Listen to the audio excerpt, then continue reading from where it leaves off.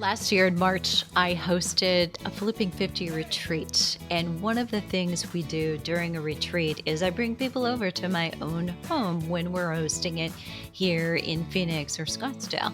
And we will spend an afternoon or a day. And usually there is cooking. We'll cook a meal and prep it together. It becomes a little bit of a game and a competition. More on that later if you should attend. But one of the things that I've been asked every time I've hosted this is, can we open up your cupboards and your pantry? And it's like, we just want to see what you actually have here. And I'm like, okay, sure. So if you too would be dying to do that, if you came over to my house or to any fitness or health professional's home, this episode is your chance.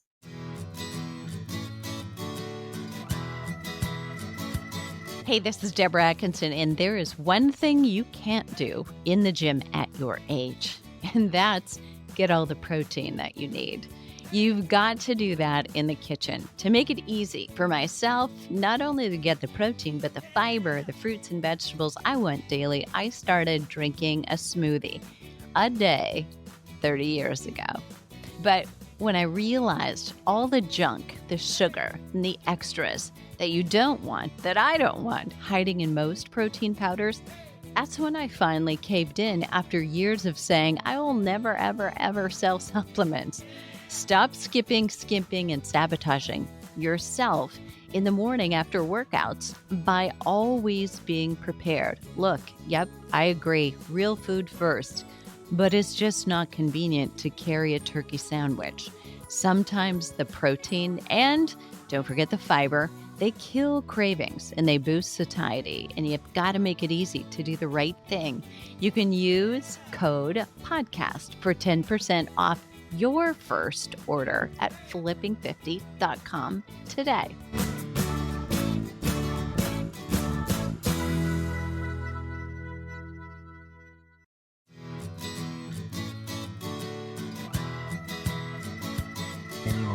I'm Deborah Atkinson. You're listening to Flipping 50.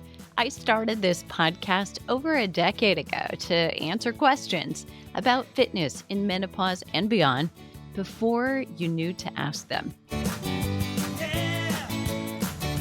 The goal to help accelerate your results with science and the practical application of proven protocols while living your best life. There's no more powerful health influencer in the world than a midlife woman. And it's not just about you, but the 3 generations that you influence. My unique 40-year career, including being a university senior lecturer in kinesiology, an industry subject matter expert, and an international speaker, to founder of the first and the only exclusively made for menopause and beyond fitness membership in the world. Every week I interview experts behind the scenes and the science of optimal hormone balancing fitness and longevity, and share answers to our community's questions so you can have the vitality and the energy that you want, need, and deserve.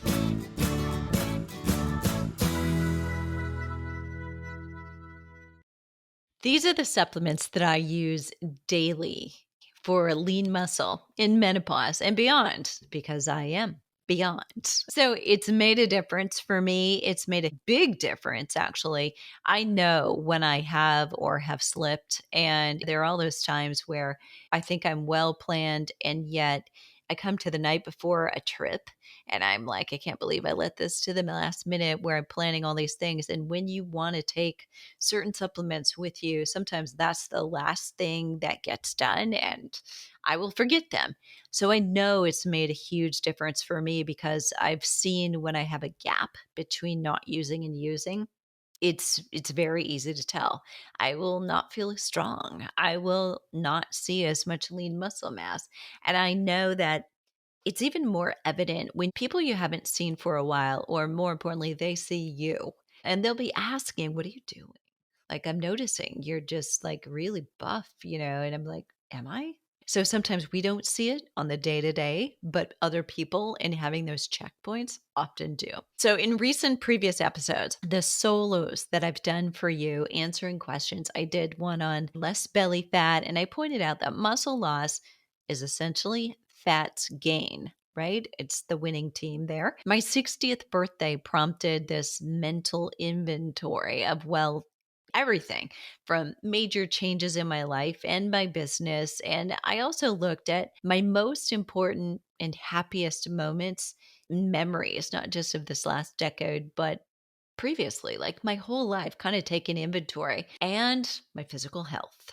So if you don't listen as a regular or you haven't listened to that last solo since I was 50, I gained 4 pounds in lean muscle and lost 4% body fat, plus a whole swing, by the way, to bad and good and back again in the middle of all of that. Listen to that one. And how thrilling would it be to do the same thing in a decade from now, looking at what happened to me between 60 and 70, gaining another 4 pounds of lean muscle mass, losing another 4%. I don't know that I have that actually, but not gaining any or losing a couple percent. I'd be okay with that. But I promised in response to questions to answer not just the carefully designed strength training programs I use and share those with you, but how I support what I'm doing, my workouts and recovery with supplements. And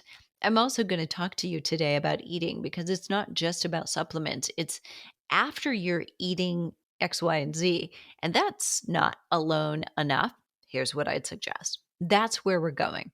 So, this is all about that. And this is really 7 supplements that I use on a regular basis. And I'll kind of go into something else at the very end that is not mentioned here in quote unquote, not going to categorize as supplement, but number one is protein powder. And although, food first, I would say sit down to protein, eat your scallops, your shrimp, your bison, your ground venison, your elk, your wild meats first. They're going to be always the best and the least tainted, and get a wide variety of them. If you don't eat beef, can you do other alternative red meats because it's the most micronutrient dense food out there? But if you're committed to vegetarianism or veganism, then you're going to want to keep listening because as we work the way down, some of these supplements are appropriate for you and others you may not need. But protein powder is something I've used for 30 years now, literally. So as I was training for my first marathon, I got to a point where I knew I needed to supplement with a little bit more protein and I needed to do it fairly quickly after I came back because when you're repeatedly training heavily, you don't wait that, 60 to 90 minutes. You actually want to have it pretty quickly because you're doing it repeatedly. You need recover right now because this is my day. Tomorrow I'm going to have another tough workout or a longer run. And you need to keep that in and sooner is better than later. But protein powder supports muscle repair and recovery. Protein, period, supports that. But if you're not able to eat it because of time, convenience, right? You carry around a bundle of turkey with you. I mean, if you're willing to, you could do it. Carrying coolers, they make soft sided coolers now that you can carry with you. And let me tell you that people who do figure competition or bodybuilding, that's how they roll. They bring coolers with them if they're at work, or they bring their food so that they're getting enough and they have plenty with. But if you're not that or not willing to do that, then protein powder is just a lot easier to carry a scoop or two with you. So you've got it to drop into water if nothing else is available. I will do that all the time if I'm traveling and doing 13-hour car rides.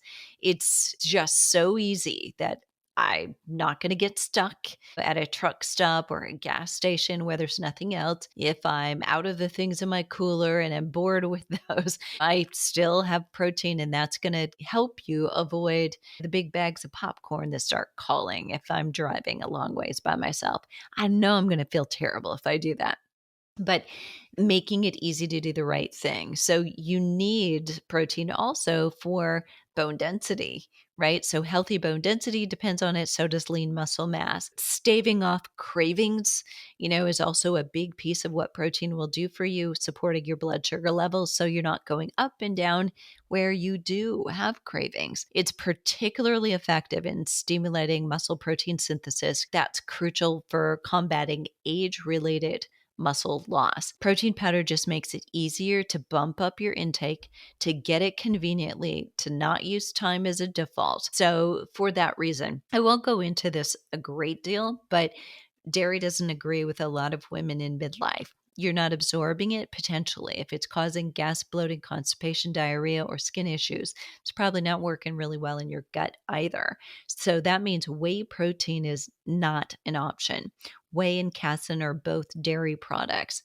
Egg is also not something that you probably want to do. It's very expensive in terms of protein powders, but then you're looking at maybe a paleo protein or a plant based, pea based protein that they're going to have lower essential amino acid profiles, but better than not having anything. And you can add things to that smoothie. So strategically adding, hemp hearts or certain options will increase that amino acid profile and complement it so you are getting a better, richer list. So it's not just powder and water always, but you're using it as a meal.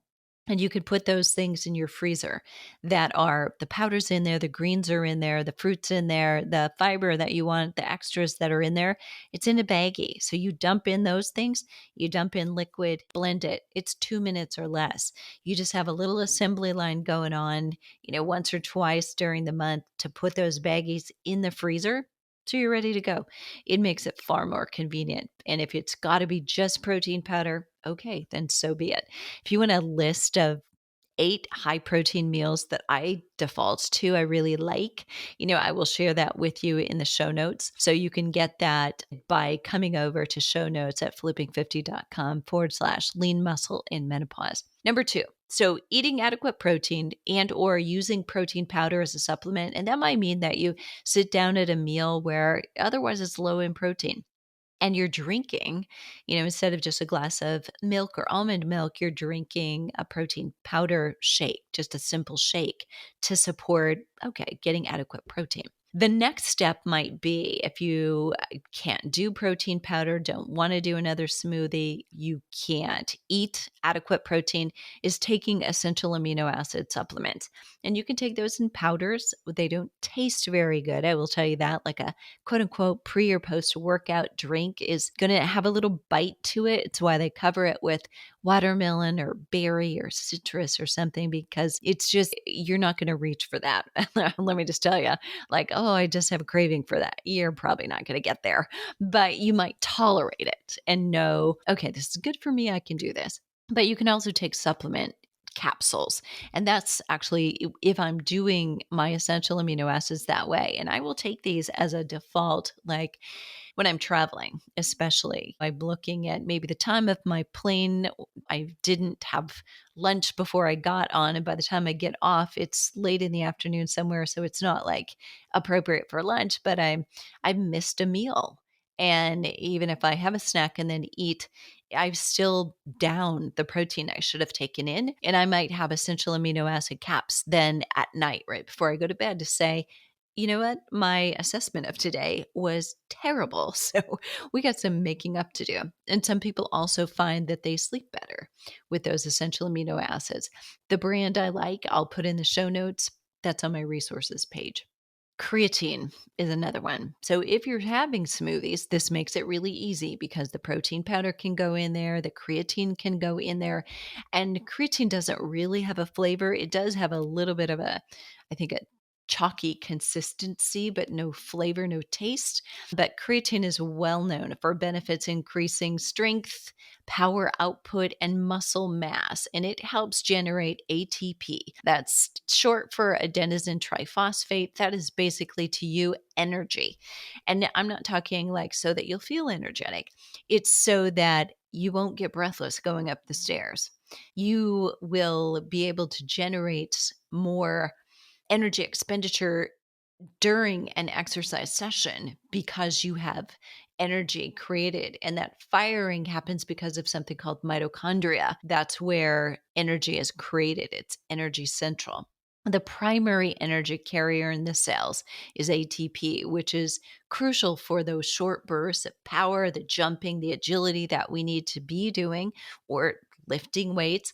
For women over 40, creatine can help increase muscle mass, cognitive function. So that's for both sexes, by the way, but women struggle with this in midlife menopause. And potentially your bone density also is going to benefit. So it's great for everything. Higher doses for cognitive function are found to be more impressive and having better results. But for muscle mass, generally it's about 5 grams per day. If you're a small person, might be 3 to 4 as opposed to 5.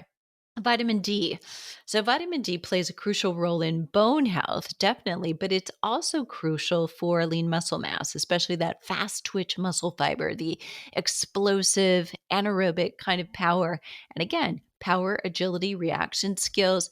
But your metabolism depends on vitamin D to help you gain lean muscle tissue, and it supports muscle function, been linked to improved immune system health as well.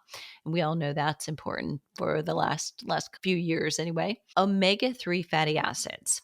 Now, even if you eat fatty fishes a couple times a week, this is true for you. Omega-3 fatty acids are known for anti-inflammatory properties. And this is where I suspect that the link to higher levels of omega-3 are tied to better results with gaining lean muscle mass and potentially bone density.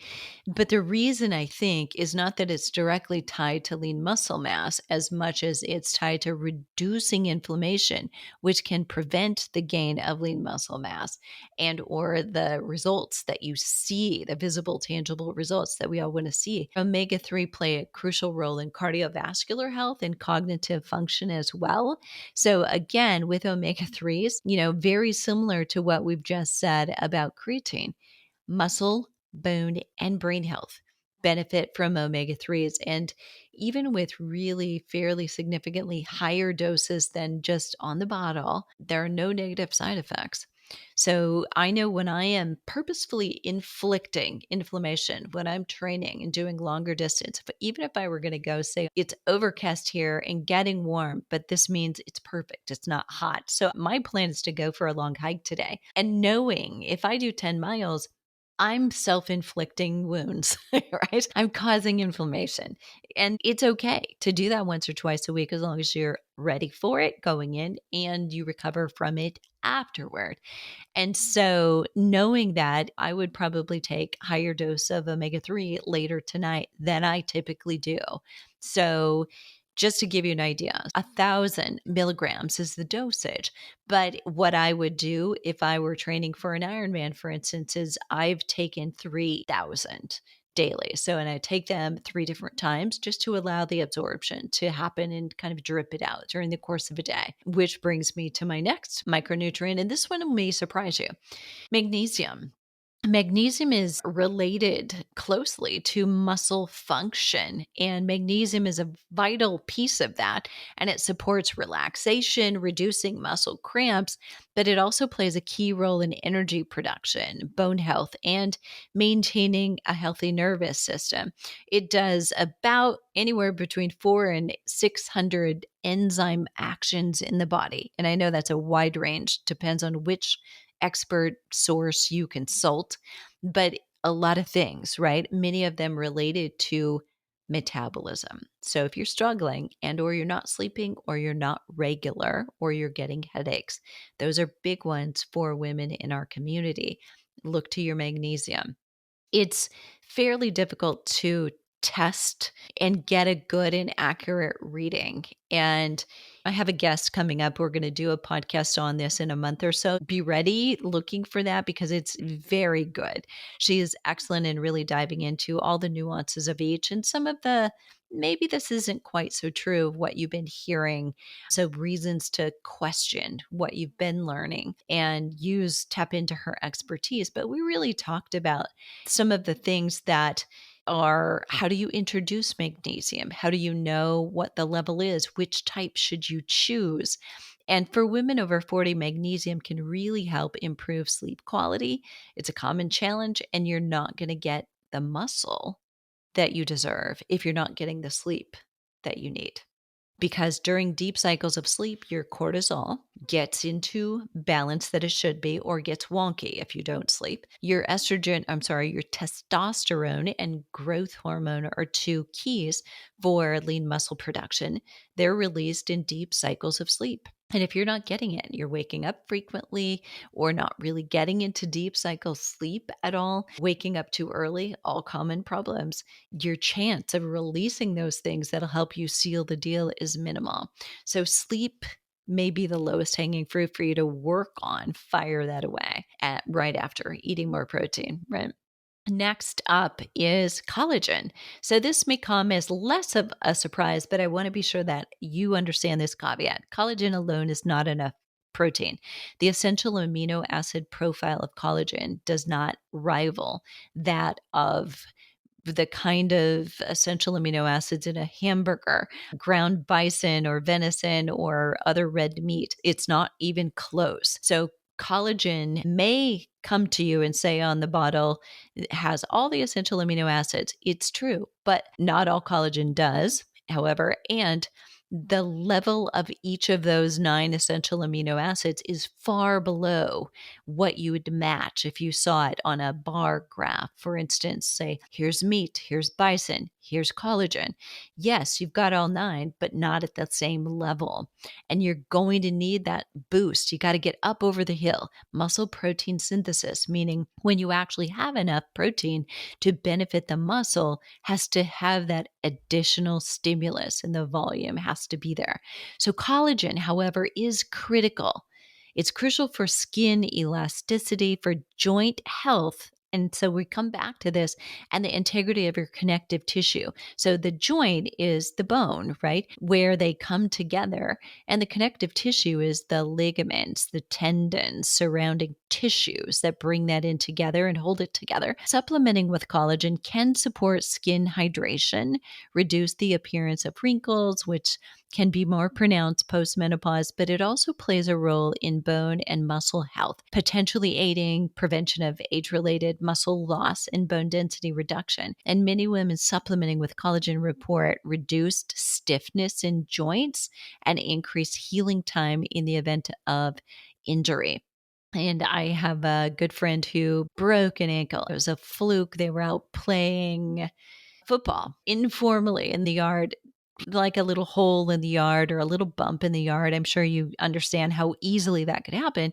And it broke the ankle, not sprained it, but broke it. And she healed pretty readily. And she said, knock on wood, I'm glad I'd been taking collagen because I'm pretty sure that helped me heal pretty quickly, get back my strength. It's like right now, I don't even notice the difference between one and the other. So collagen can be very supportive. And if it helps the integrity of your connective tissue and the joint health, it keeps you active and doing the things you need to do in order to gain the lean muscle. And so we've got to think of it that way as well. And this one may surprise you. This is calcium. And I don't know that I've ever put this in a list of supplements. Now, I will tell you this, I don't use calcium, but I wanted to mention it here.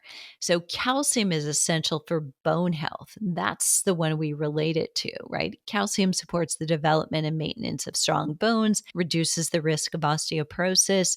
It's also vital, though, for muscle function, nerve signaling that has to happen, and for your heart health. So for that reason, if you're taking calcium, it's a good to know. I need adequate calcium, not just for my bones, but I need it potentially for the function of the muscle to be optimal. I'm going to add this one that's kind of an extra for you. And this really falls outside of the scope. So these are the supplements for lean muscle and menopause and beyond. And indirectly, there are others, as this one I'm going to mention to you today. You've heard me speak about C60 or MitoPure. And these are indirectly related to recovery, mitochondrial function, which boosts capacity for exercise, allowing you to do the right exercise, to boost mitochondria even more. But other things like matcha, and that's the one I was going to share with you, even clean coffee, those are in my arsenal too, because having those strategically before going into a workout helps you burn more fat, has a little ergogenic aid, which both means burn more fat, but also gives you this push of got a little bit more. I can push a little harder. Your energy expenditure will probably be better. You might go faster, lift more, but without it feeling like you're going faster or lifting more. So not necessarily harder. It's just you've got that little extra thing. Here's the bad news. If you drink coffee regularly, you're already highly caffeinated. This is not probably something that's helping you because your body is already adapted. And so that's the bad news. Strategically putting it before a workout is probably better than not having it before a workout or having it at a different time of day. But just so you know that the daily habits, that contribute to accelerated fat burning, elevated performance during workouts, that's the matcha and or coffee, depending on how you like your caffeine. And as you weave through all of your habits, knowing sleep and your gut health are crucial to lean muscle and body composition, you might find that betaine HCl or melatonin or 5-HTP is also key for you. And I won't say a lot about those, but if there are questions about the ancillary supplements that I sometimes use, I'm happy to do a podcast episode for you on that too. So, coming up later this month, I'm going to be talking about pelvic health. How, for the longest time, pelvic health has been something nobody talked about enough, let alone even people working with women in menopause. So, we're going to tackle that one, and you can get everything in the show notes today at flipping50.com/lean muscle in menopause.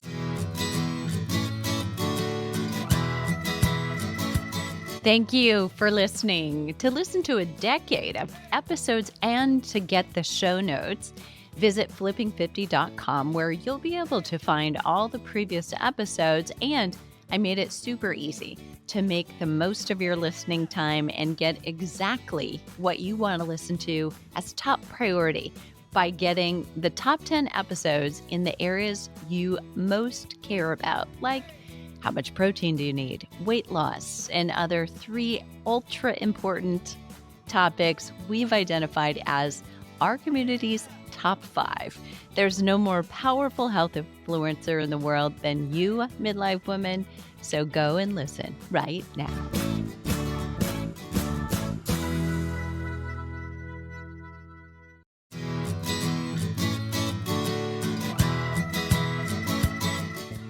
Do you have a question for a podcast? A question you would love to ask, or maybe a story you want to tell? Did you know we have a special group just for podcast question roundups and the answers? My community coaches and I provide answers daily inside of this group, but it's also where I go when I occasionally say, okay, open call for podcast questions, or tell your story. Would you like to be a guest? So if you're looking for a community of women who are also interested in optimizing their health, strengthening their mindset, and looking forward to every new year, join the Flipping 50 Insiders group. That's Flipping 50 Insiders on Facebook.